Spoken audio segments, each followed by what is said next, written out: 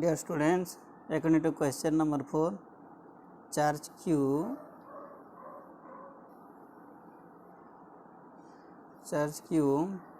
is divided into Q1 and Q2, means Q1 plus Q2 is equal to Q, or that implies that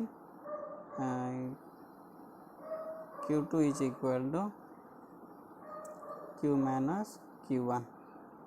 Okay.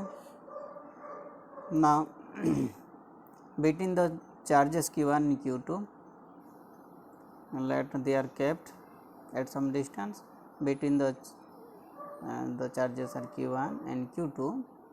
Between them the force of repulsion is maximum, as both are positive, so they will repel to each other, and the force will be maximum between them. It is talking. So what is the force between them? The force F will be equal to K, and then Q1 and Q2 is how much? Q minus Q1 divided by R square. So this is equal, that distance is R. Then when you solve this, is equal to K into multiply that, so you will get then Q1 Q minus Q1 square divided by R square. So this much is force then. Now this force wants to be maximum, means we have to divide this charge Q into in such a way that the force between the charge Q1 and Q2 will be maximum. Look one thing, if you know from the derivative concept that if y is a function of x, or y depends on x, let us write this is like this, or y is a function of x, it means variation of y depends on x, and this y is maximum or at maxima,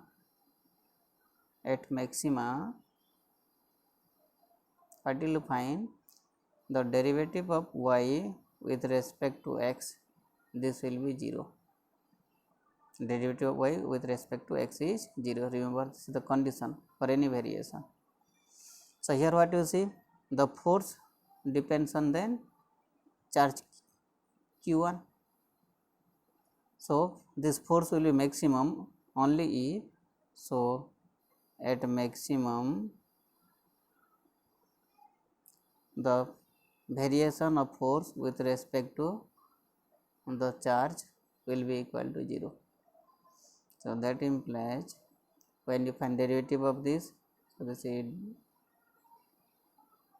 derivative of the force is how much?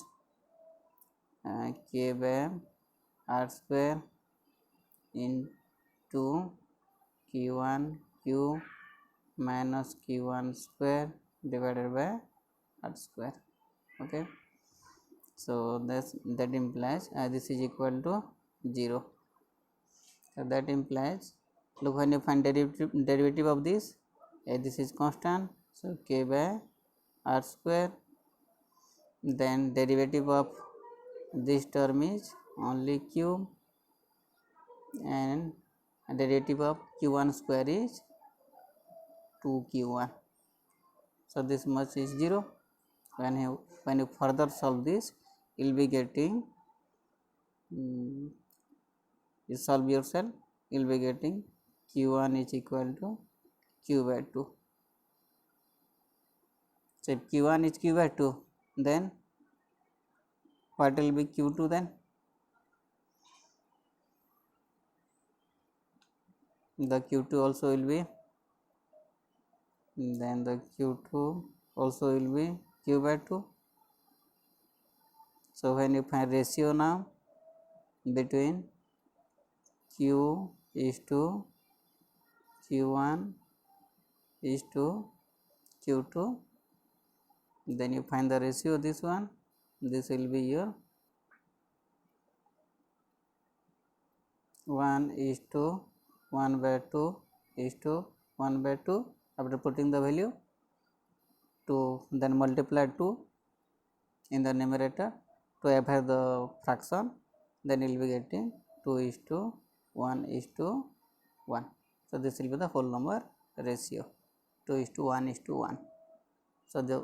So your answer is then answer D, 2:1:1. Okay, thank you.